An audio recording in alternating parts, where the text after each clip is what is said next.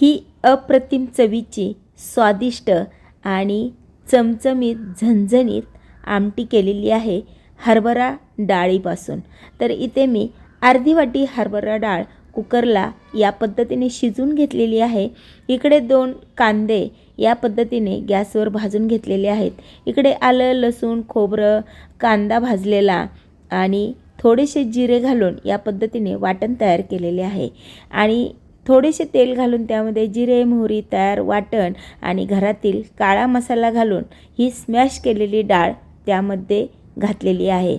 आपल्या क्वांटिटीप्रमाणे यामध्ये पाणी ॲड करायचे आहे। गरम पाण्याचा वापर करायचा आहे। चवीनुसार मीठ घालायचे आहे आणि मस्तपैकी हलवून घ्यायचे आहे। मंद आचेवर ही आमटी आहे ती 5 ते 7 मिनिटं उकळून घ्यायची आहे, म्हणजे छान त्याला तरी येणार आहे। रोज रोज वरण भात खाण्यापेक्षा या पद्धतीने जरा वेगळ्या प्रकारची आमटी केली तर भातासोबत छान लागते।